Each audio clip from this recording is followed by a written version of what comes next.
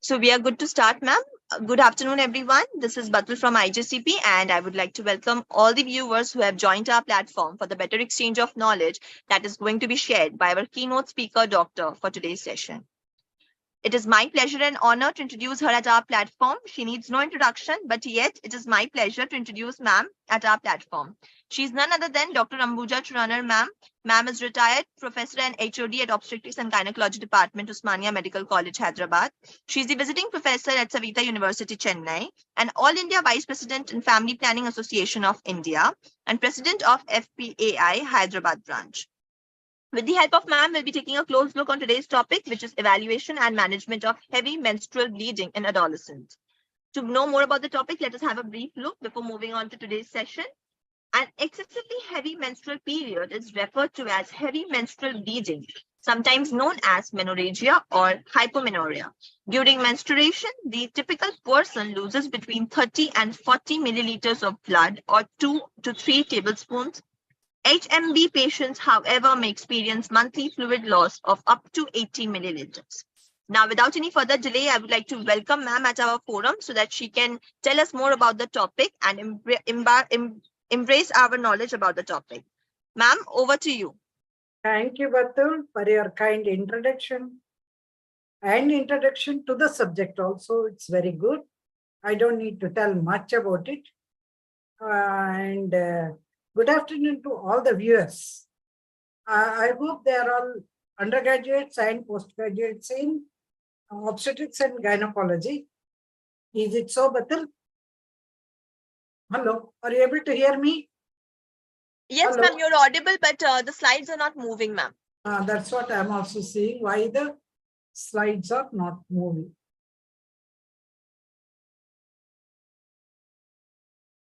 Why, dear, they are not moving? Ma'am, if you can just press towards the left-hand side of the screen, towards the left hand of the screen, the arrow, if you can make it to the left-hand side, down below in the left-hand side. Could you find any option of arrow, next arrow there? Left-hand side, no arrow.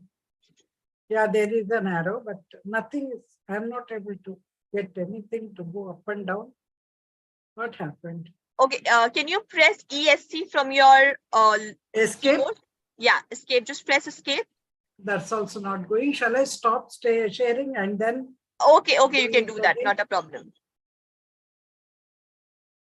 Screen sharing. Yeah, okay. Again, I will start. Okay, ma'am. Okay.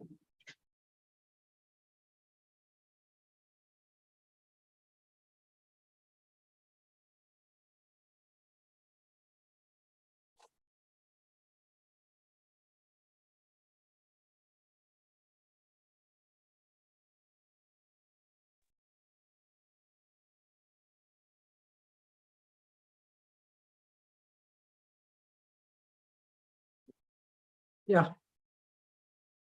It's moving, ma'am. Yeah. Yeah. Before going for heavy menstrual bleeding, I'll tell you, the diagnosis is very important. More than management, the evaluation and diagnosis is very important. How are we going to proceed with the case? Usually, these are young adults, and many of the bleeding problems will be present, inherited or acquired. Bleeding problems will be present, and always the etiology differs from the adolescent girls to the middle-aged and to the menopausal and postmenopausal. So these are all the entirely different case scenarios will be present. When you say it is an adolescent bleeding, as Batul already said, any menstrual bleeding, which is, when do you see it as heavy? But it is more than 80 ml and it is prolonged more than 7 days and associated with clots. then we call it as a heavy.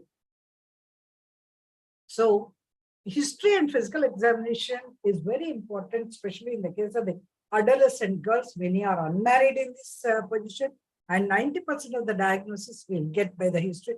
I'll tell you as and when we are going through the slides, I will tell. And the investigations are to confirm the diagnosis. Always history and physical examination, 90% of the cases, it will confirm the diagnosis. Remaining 10% and investigations is a must, but confirmation of the diagnosis is by the investigations. The most common cause of heavy menstrual bleeding in adolescents is ovulatory dysfunction. All of you know, you have studied in the physiology, that is hypothalamo pituitary ovarian axis. That's very important for any for a normal menstruation. The estrogens will start, both estrogens and progesterones, after the menarche. The cyclical way it will be produced because of the activation of the hypothalamo ovarian pituitary ovarian axis. I'll show you. So when there is an ovulation, which is predominant feature in adolescent age and perimenopausal women also, it is the same type of irregular heavy menstruation is quite possible. And next comes is the coagulopathies. Any adolescent girl who comes with a heavy menstrual bleeding, who is anemic, and really she's perturbed with that one, always you think of coagulopathies, never forget about it. You have to do the blood investigations for this. The most common inherited bleeding disorder is von Willebrand's disease. American College of Obstetrics Gynecology considers AUB synonymous with an ovulation. See this, though there are so many causes, usually they attribute the first cause either in the perimenopausal women or in the adolescent, as the anovulation is very, very important. In Delhi, they studied about 1,000 adolescent girls to see the incidence. In that, incidence of AUB is 40%, more than any other group like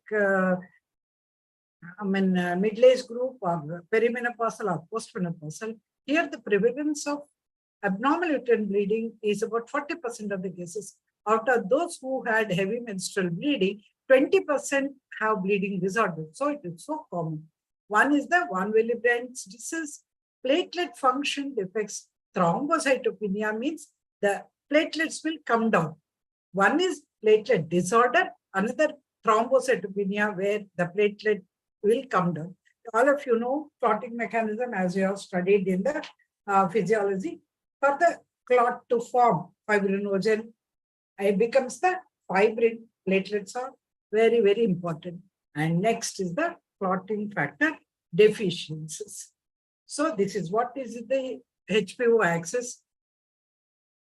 Once the menarche occurs, the hypothalamus, GnRH, that is the gonadotropic releasing hormones, will act on the anterior pituitary, which produces gonadotropins, that is the LH and FSH, which act on the ovaries to produce estrogens and progesterones.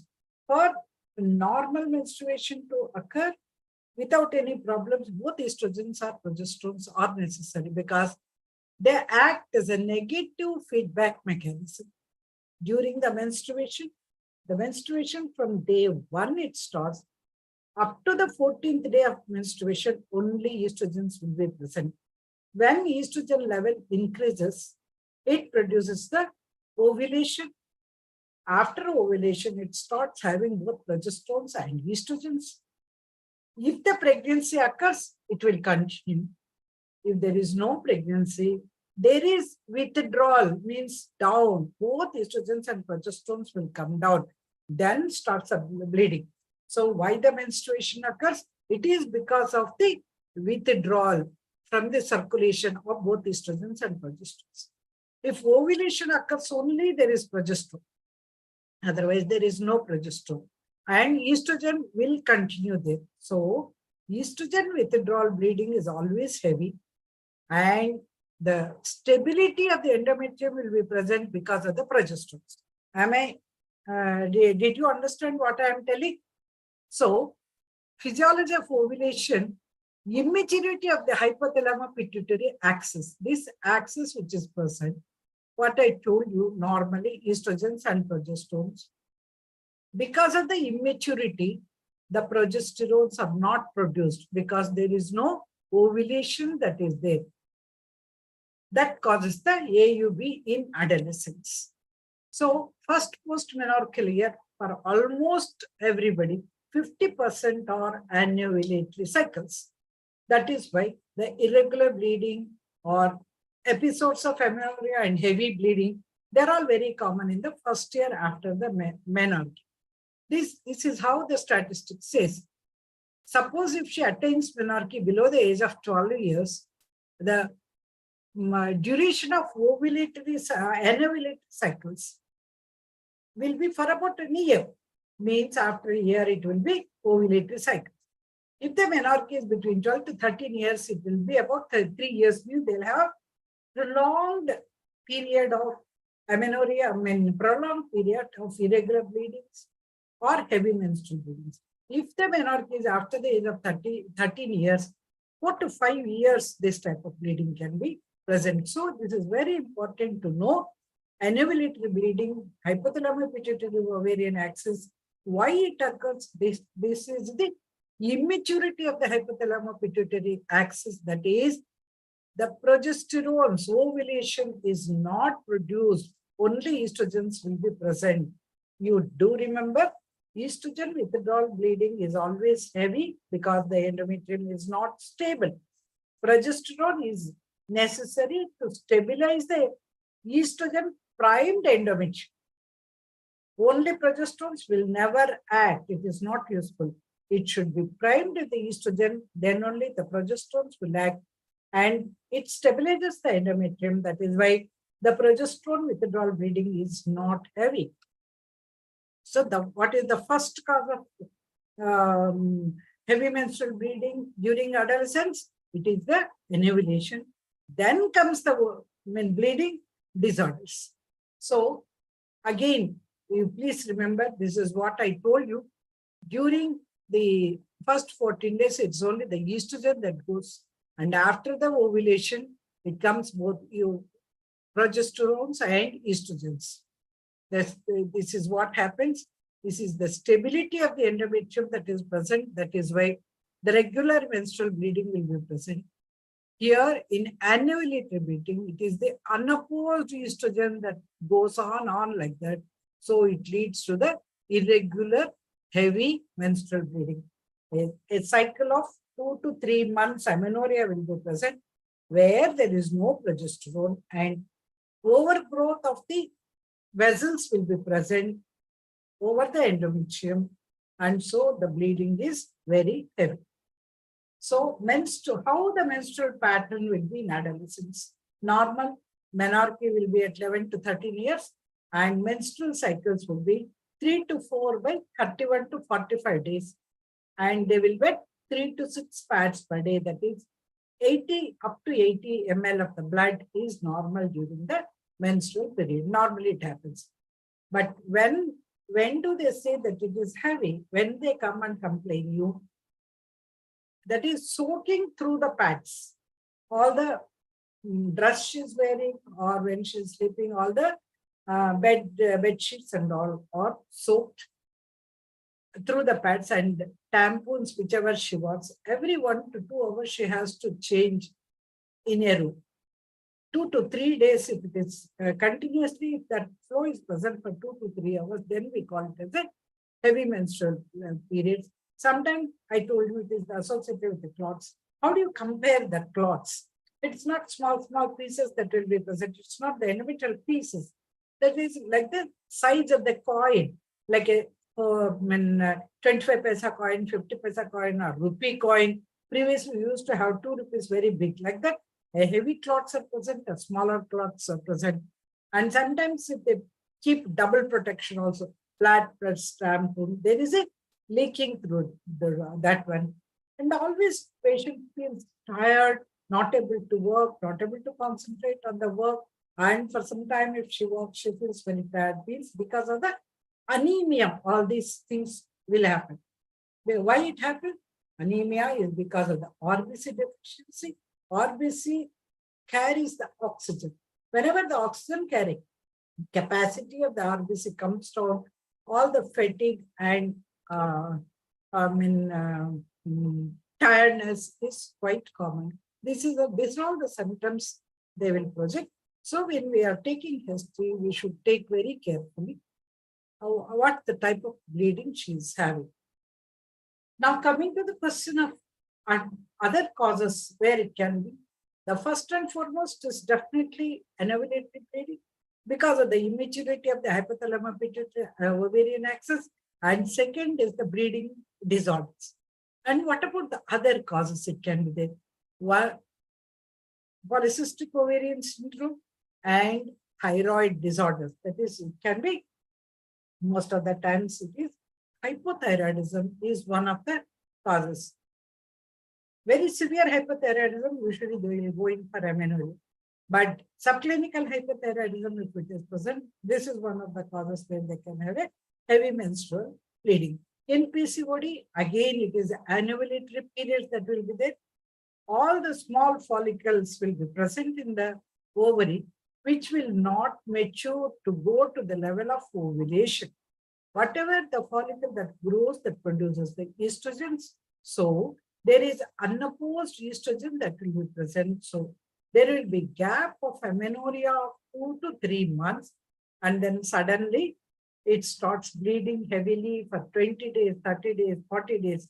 This is how the bleeding pattern will be present in the case of the PCOS. And what are the other hematological causes? Van Willebrand's disease and platelet function disorder and connective tissue disorder, that is the Ehlers-Danlos syndrome. Thrombocytopenia means platelets number will come down, and the function, that is the qualitative and quantitative disorders. Hemophilia is the carrier state, inherited disorder. Hemophilia can be present, or a clotting factor deficiency. One more thing here I didn't mention is idiopathic thrombocytopenic purpura. It is an autoimmune disease where the platelets will come down. The idiopathic, the cause is not known, that is called a idiopathic thrombocytopenic purpura. They will show all the purpuric spots over the body.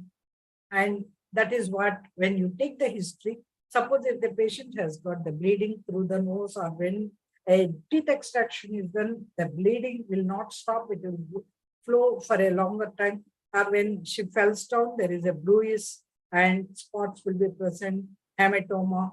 These are all the things that shows that it can be a hematological factor. So taking the history is very important. Next comes is the pregnancy related. Very, very important. Especially any person, lady, from menarche to menopause, when they miss the period, whether married or unmarried, you never forget about the pregnancy and complications. Pregnancy can be intrauterine pregnancy, ectopic pregnancy, or heavy bleeding when it's present. It can be incomplete abortion, threatened abortion, or illegal MTP would have attempted. So all these things, pregnancy-related complications are very, very important. Another thing is the vesicular mole. That's also important, pregnancy-related, where pregnancy is present. Instead of pregnancy, it will become the molar pregnancy. And sexually transmitted infections and pelvic inflammatory diseases. This is again another reason for having the inflammatory process for the bleeding disorder. And some of the medications, this is very important. Taking irregular hormones, very common, every age group, that is, they want to go to pilgrimage or for any examination, they want to postpone the periods, or they want to enjoy the holidays, whatever. they will take the hormones. And definitely, what is the nature of the hormones which has got, that is, we have for progesterones and estrogens. Whenever the hormones are stopped, that is going to be um, withdrawal bleeding, hormone bleeding will be present. Suppose if it is heavy, they don't want it to be like that. Again, they'll start taking hormones. This is, the bleeding will stop. Once they stop it, again bleeding will stop. This is called the idiopathic, means man-made. Sorry, man-made. We are taking the hormones, it is happening. And some of the antidepressant and antipsychotic drugs also will produce bleeding. And anticoagulants, all of us know, when they are taking the anticoagulants, if they go into sometimes they can have heavy bleeding also, especially when they go for delivery or for any operation. And systemic illness is another one, where because of the infection, there can be DIC and bleeding can be present. So these are all the causes. Please don't forget. Accordingly, the history shows where the patient stands. So how do we evaluate a patient who comes to us? Now you know the incidents, what are the main causes, and how to evaluate the patient. When you know etiology, it's very easy to evaluate the patient, what investigations you are going to do. So always it should be there in our mind, what are the important causes that can cause bleeding in the adolescents. So initial trials is very important. One is hematologically, never you investigate the patient alone. Take the help of a hematologist if necessary, whenever if you think that it is because of the hematological disorder. And then if hematological instability is present, you stabilize the patient. If the hemoglobin is 2 grams, 3 grams, so bad. Yes, we have seen the patients in such a bad condition where orientation also will not be there because of the RBC deficiency, oxygen will not be there, so they will be disorientated and they will be in shock. Such patients only you hospitalized. And the very, very important thing is, first is the stability of the patient. If the patient is stable, do the pregnancy test. That's what's so important, it is to do the pregnancy test. That's always I will tell. Whenever the mothers bring their daughters, and when I say I want to do the pregnancy test or I put a scan over the abdomen and see, they say, no, don't do like that. My daughter never, had any affair. See, it's not for your daughter or my daughter. Even my daughter comes with the amenorrhea of 1 or 2 months, where before the regular periods are present, always I feel like excluding the pregnancy. So that's such an important thing, we should exclude the pregnancy. If it is positive, you can do beta HCG, transvaginal sonography, where you have to, I already told you, ectopy pregnancy, molar pregnancy, or miscarriage, we have to exclude. If it is negative, then you think of the other causes of AUB, what I mentioned. So further evaluation, the pregnancy is negative. So what are the things? Before labeling an evaluation, rule out other causes. Because I told you the first cause is an evaluation, don't go away to treat the patient. You have to exclude other causes. What are the structural causes? Though in adolescents, structural means either the fibroid or ovarian tumors, they are all producing the hormone producing tumors. They are not very common as it is in the childbearing period, because the fibroids are after the age of 30 in the childbearing period, it is more common, but still it can occur even in the adolescent age. And then second is the PCOS, thyroid disorders, and then trauma if it is present, and bleeding disorders, because these are the people very vulnerable for assaults, sexual assaults, trauma can be present. So torrential bleeding can be present. There are circumstances when we were when we are doing duties, somebody will assault the patient, young girl, and they will bring to the outpatient, we will leave their patient in the unconscious condition. Everybody will run away because in such a condition, if the patient comes, we ask for the blood, no? Or we will take the things and we'll give a police complaint. This is what the thing that happens. Whatever it is, the first thing as a doctor is, I have to resuscitate the patient and then stop the bleeding, is it not so? Always keep in mind the trauma, bleeding disorders, and medications. I already told you, especially hormones. And what are the laboratory investigations we are going to do? Very already you are very thorough with that. One by one, if you can answer it is good. Otherwise, I will tell. The first and foremost is pregnancy test. Next is the hemoglobin, hematocrit, and peripheral smear with platelet count. TSH to know the thyroid, serum prolactin for galacturia, and history of headaches will be present in that one. And PT, APT. These are the prothrombin time and activated thromboplastin, and screen for the STI if she has got the extramarital sexual life. If hirsute, you will see in the case of the PCOS where the excessive facial hair growth will be present. Acanthosis nigricans, it shows the insulin resistance for the patient. Patient will be obese. These are the PCOS in general, always we expect like that. And we do pelvic ultrasound only if the patient is married, otherwise that abdominal ultrasound. This is how you will evaluate the patient in general. Move to screen for bleeding disorders. That's also very important already. That's what is the history taking is very important. Every time menstruation, heavy bleeding will be present. They will get monthly bleeding. It is not like an ovulation where they will miss the periods. But every time it is going to be heavy and flooding will be present. That is how the patients they will come to us with the always anemia is a problem for them. And then if you go into the history, there will be ecchymosis, and whenever they fall, there will not be any stoppage of the bleeding continuous, and family history of bleeding will be present either after surgery or anything. And how do you approach the patient for the bleeding disorder? For anovulation, I told you, how are we going to do it?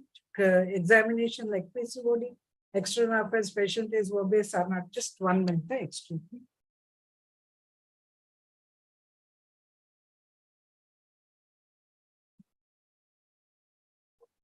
Yeah.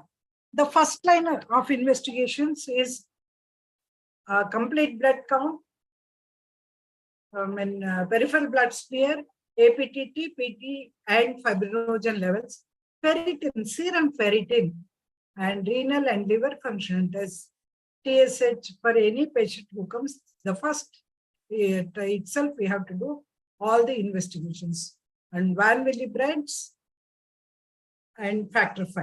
The second line of investigations are all, of course, these are all the things you will see, but you see for the platelet functional testings. We don't do in the first itself. First, we will do the peripheral smear to see how many platelets, whether they are adequate or not adequate.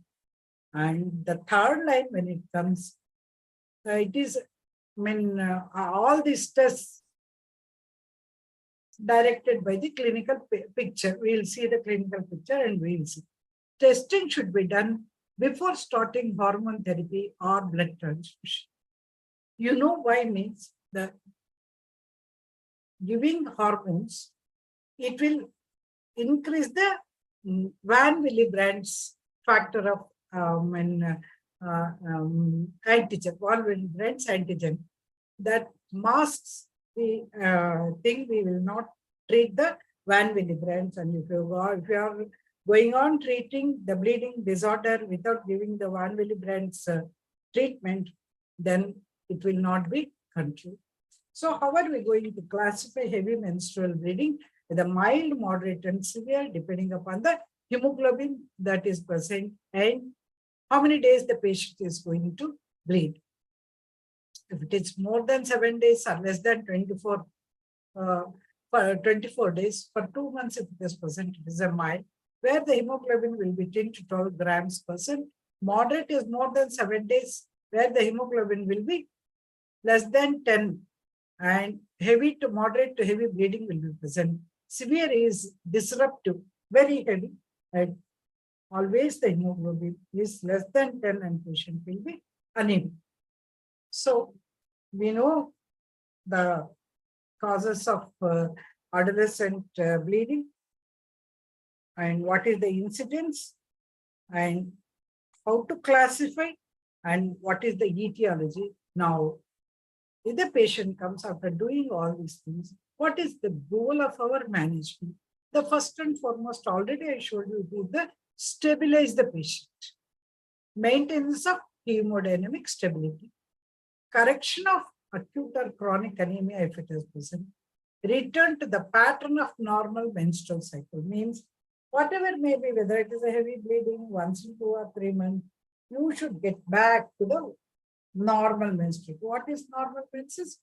Bleeding once in 28 to 30 days, bleeding only for 3 to 5 days, and the amount of bleeding less than 80 ml. This is how we have to get back in.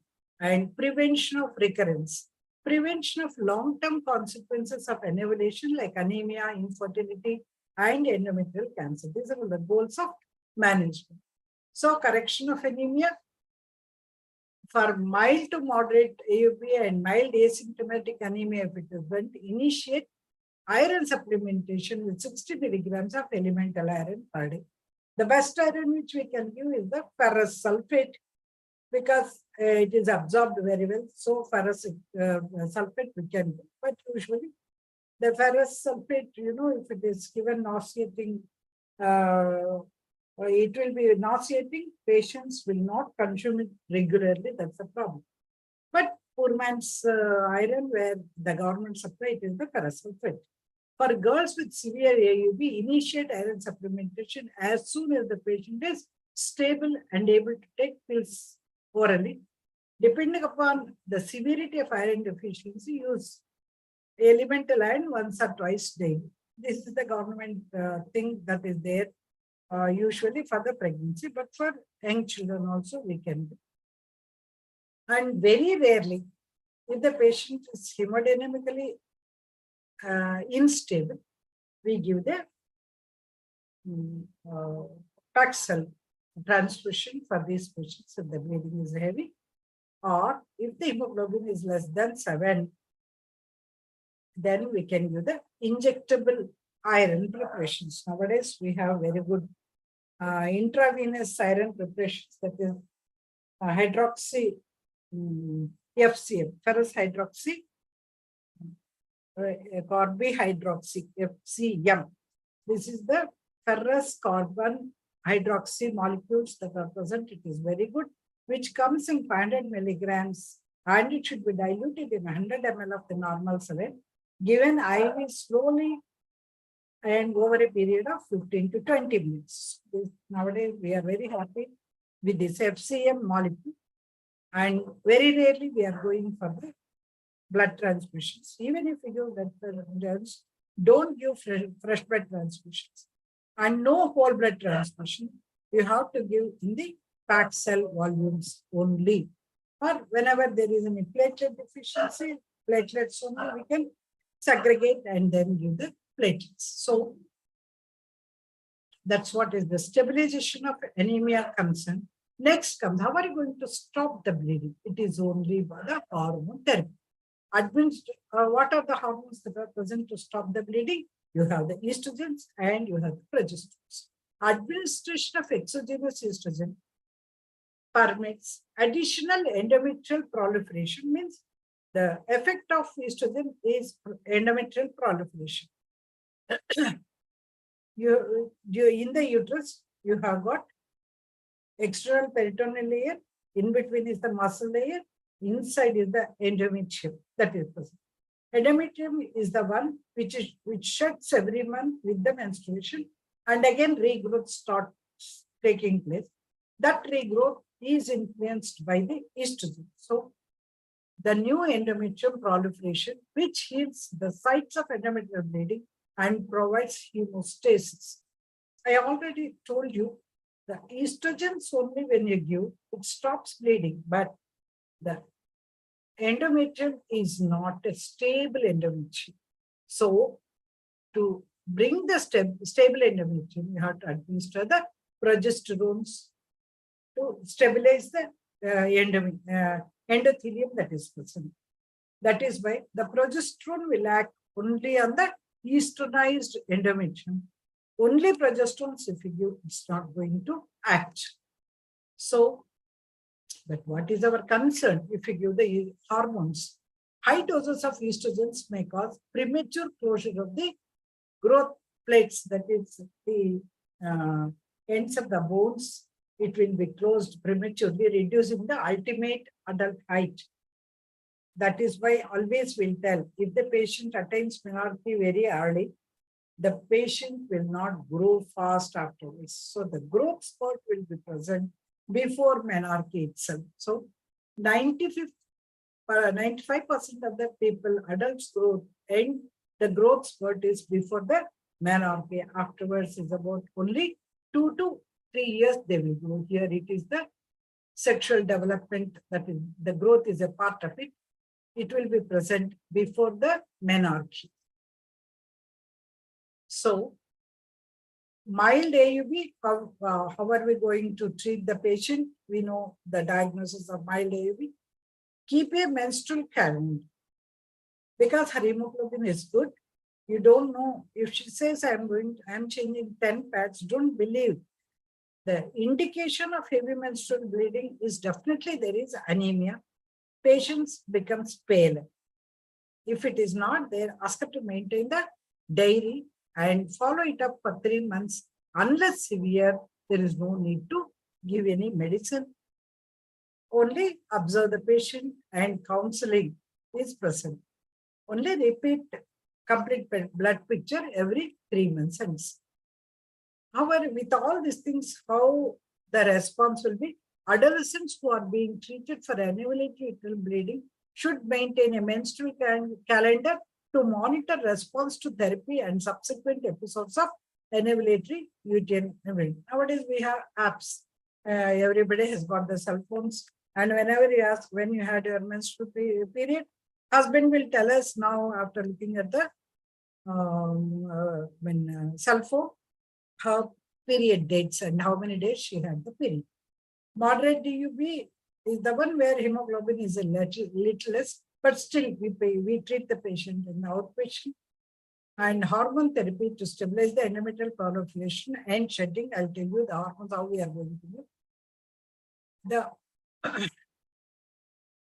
The hormone therapy, how are we going to do that? Idea of giving the therapy is, one is regularize the periods as normal as possible. So this all depends whether the patient is in a bleeding phase or non-bleeding phase. If it's a heavy bleeding, the different type of regime, and if it is a normal, if there is no bleeding in between, if she comes, the regime differs. So in 2012, systemic review found no relevant endometrial trials evaluating progestin only or combined estrogen progestin therapy in the treatment of anovulatory uterine bleeding, and no consensus about the optional approach. So we just cannot say, yes, this is the one which is going to do it.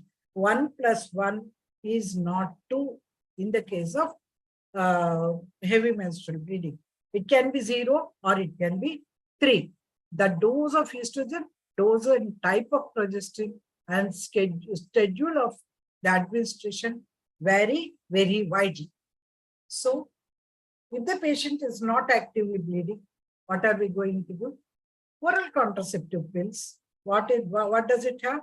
It is the synthetic estrogens and synthetic progesterone. Synthetic estrogen is ethinyl estradiol, which will have the 30 to 35 micrograms. there is again classification, very high doses. Once upon a time, it used to be there in the 50 micrograms. Then it has come to 30 to 35. Now the low dose OC pills, which has got the 15 to 20 micrograms also is there. But to stop the bleeding, we need a OCP having the ethynyl estradiol 30 to 35 micrograms.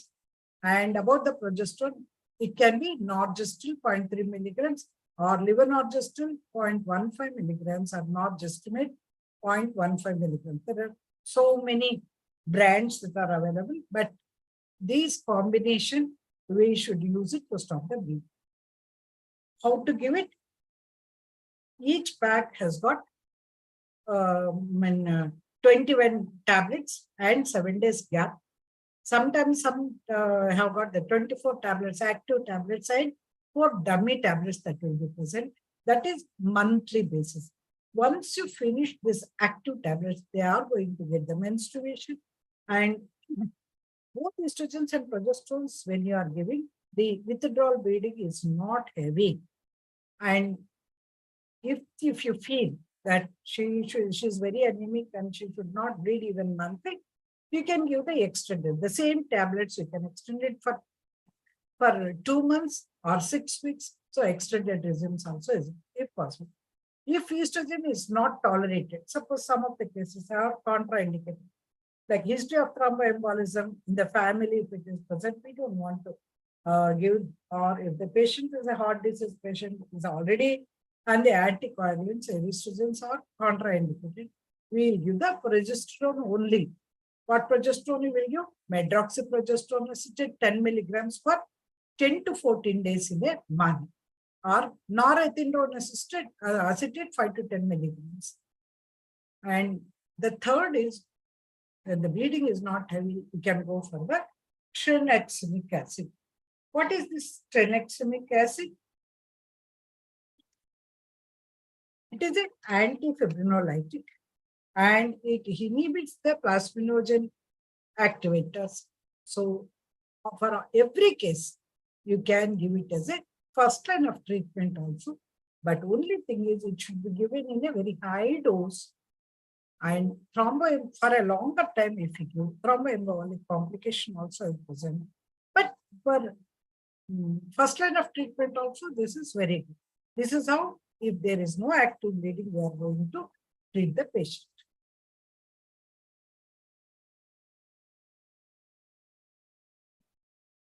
One thing we should tell them, whatever combined estrogen, progesterone, contraceptives, when oral pills we are giving, they are not for contraception, what we are giving. Not for. And what about we have 3 types of pills. One monophasic pills, that is, it has got both estrogens and progesterones, same dose throughout the month. Or biphasic pills are present. Some of the time, it's only estrogens will be present in the first half of the cycle. The next last 10 to 12 days, it is the progesterone that will be present. How are we going to give monophasic? Means there's an ordinary contraceptive pills that are there. 1 pill every 8 hours. If heavy bleeding is present, 1 pill 8 hours until the bleeding stops. And then you make it 1 BD for 5 days.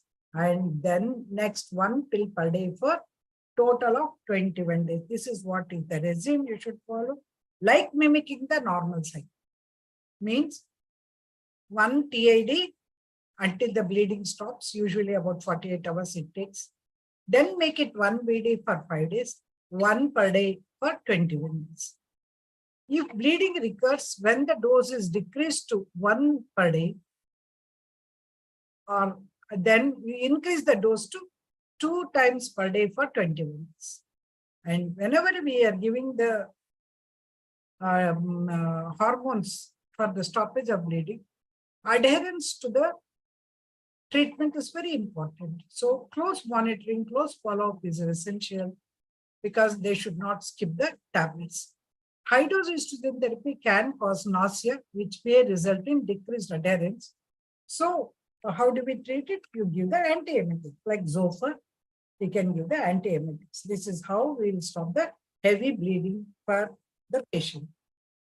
If cannot tolerate estrogens, go for the progesterone only regime, may be used to mature and slough the endometrium. For acute management, oral progesterone is preferred to other progesterones. Microdosed oral progesterone is preferred because it is chemically identical to endogenous progesterones. So, whenever giving only progesterones, not with the estrogens. I told you in the beginning, both estrogens and progesterones, that is the monophasic pill we are giving continuously for 21 days or 24 days. It acts both to stop the bleeding and acts like a contraceptive also. But when we are giving only progesterones, we should tell them we are giving the first 12 days a month so that easy to remember for her, it is not a contraception. And if anybody is sexually active, they should use other contraceptives like condoms or anything. And suppose if they miss it, they have to use the emergency contraceptives. So girls will go back. It's a very severe bleeding. What are we doing? Where she is hemodynamically unstable, hospitalize the patient, raise the hemoglobin by giving the Paxil transfusion. Then we can give the injectable iron. And then very important is, before I already told you, again emphasizing, before starting the estrogens, make sure that it is not a 1 milligrams disease, because before starting this deficiency, platelet deficiency will become normal if you start estrogens and then do the investigation. So again, it is the same. 8 hourly heavy bleeding, if it is present, you are going to give 8 hourly. And once the bleeding stops, you are going to make it 1 week.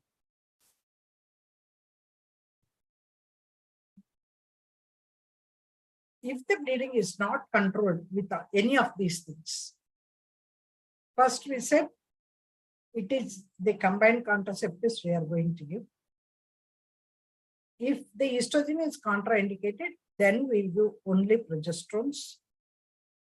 And with this also, if the bleeding is not controlled, what next? Then you give the parenteral estrogen. Very, very rare. I'll tell you, I can count on fingers how many times I gave the Primarin injections for the patient.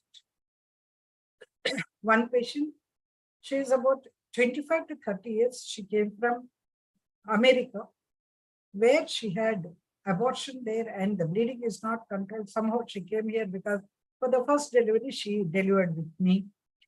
And pray, it was like a nightmare for me. Whatever you give, the bleeding is not controlled.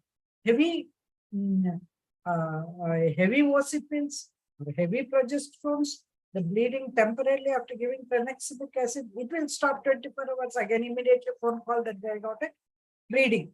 So I don't know really what to do in such circumstances. I got the injection Primarin. I told you it is the proliferation of the endometrium will be present because of the estrogens. I gave that for bleeding stop. So parenteral estrogens when I are giving, it is reserved for severe aneurysm bleeding, unstable patient, and cannot take oral medication you will give, or bleeding not controlled with COC even after 20 days. The dose of IV conjugated estrogen is 25 milligrams every 4 to 6 hours until the bleeding stops. No more than 6 doses should be administered within 24 hours. A thromboembolism is a potential complication. Administration of antiemetics 1 hour before each dose of IV estrogen may alleviate the side effects of nausea and vomiting. Should be very, very careful, because even the oral contraceptive pills taking people also, when such a minor dose is present, they'll complain of nausea and vomiting. What about giving such a high dose? But still, whenever it is inevitable, but I mind it, it is very rare where we have used the parenteral estrogens. Don't write it as a first line management. Estrogens injectable is not the first line management. It is only the option that is left after treating everything. If the bleeding is not controlled, we are going for this. Bleeding usually subsides after giving injectable estrogen within 4 to 24 hours of the IV injection. Then hemostatic therapy may be warranted if bleeding persists beyond 24 hours. I'll tell you what is the hemostatic therapy. This is the tranexamic acid. If bleeding lasts longer than 24 to 48 hours after initiating IV estrogen, oral progesterone should be added to stabilize the endometrium. Oral progesterone should be discontinued when oral contraceptive pills are initiated. Means we are not going to give for a prolonged period. You will, after giving progesterone for 10 to 14 days, you are going to stop it. Once you stop hormones, what is the effect of it? It is the withdrawal bleeding that will be present. And then you start with the oral contraceptive pills. After the bleeding subsides, the patient should be switched to taper the combination or monophasic oral contraceptive. The monophasic don't get misunderstand what is that monophasic pills. They both estrogens and progesterones in a dose that is necessary. What all of we are using the contraceptive pills. And the hemostatic treatment, tranexamic acid, I told you it is an antifibrinolytic administered orally 1,300 milligrams 3 times a day for up to 4 to 5 days each pences. Usually, people will give 250 milligrams BD or TID. Definitely, it is not sufficient. The bleeding will not stop it. So, you have to give 500 milligrams 4 times a day or 1,000 milligrams 4 times a day. Then only the bleeding will come down. But mind it, the drawback is the thromboembolic complications. And aminocaproic acid is not very usually used drug, but most of the times it gets controlled with all these things. But this inhibits plasminogen activation and it acts like an antiplasminogen. Okay. Then once the bleeding stops, we have studied if it is a heavy bleeding, how are we going to manage? If it is not a heavy bleeding, how are we going to manage? So, but once it stops, it's not going to end. If you stop it, again, she's going to have it. So, maintenance is very important. How are you going to maintain it? Again, it is the combined contraceptive pills. If the patient is married, it is the LNG intrauterine disease. That is the levonorgestrel intrauterine device, we'll put it. That produces the atrophy of the endometrium, and so the bleeding stops. The implants are available, subdermal implants, the progesterone implants, Norplan, single rod implants nowadays we are getting. And the next is the dipomedroxyprogesterone acetate intramuscular injections, 50 milligrams and 150 milligrams. It can be used once in a month or once in 3 months. This is what is the maintenance that is there. So coming to the end, how are we going to, what are the regimes that are there? If the hemoglobin is less than 10 grams, monophasic combined OC pills continues for 3 months. Then you reevaluate. Convert the giving estrogens for a longer time. Instead of giving 21/7 and giving a gap for 6 months, you see that 24 days you will give it tablet and then gap is only for 4 days. Or in that 4 days also you can give the estrogens or iron. And discontinue the contraceptive pills once in 3 months or 6 months and reevaluate the patient.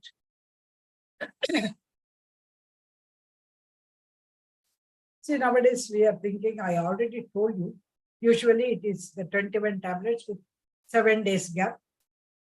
Again, that also we are going to reduce 24 tablets with 4 days gap.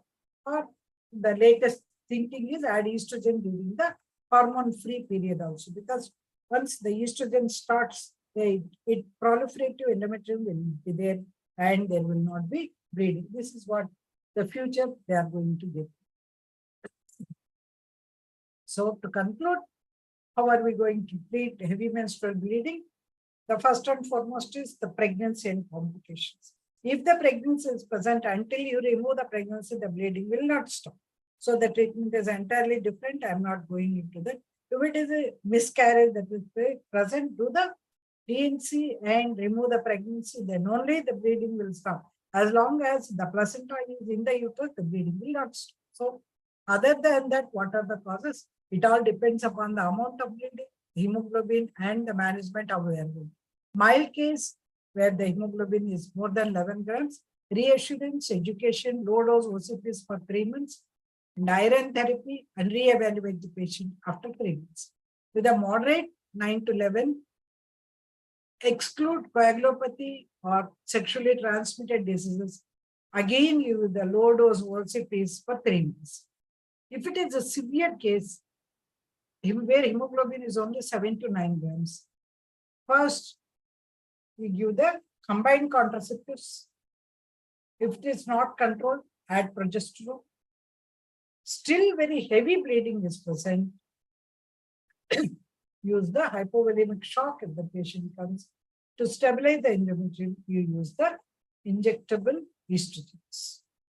And don't start estrogens in the beginning itself. So, my dear friends, I hope I made you to understand, and thank you for the patient listening, and any questions I'm ready to answer you. Thank you very much, Pfizer, for giving me the opportunity to interact with the students. Thank you. Shall I? Thank you so much, ma'am. Thank you for such wonderful insights that you have shared upon the topic. Thank you so much for that. We have received few questions and I would like to put it across to you. The first question is, what is the role of endometrial biopsy in the treatment of heavy menstrual bleeding? Role of?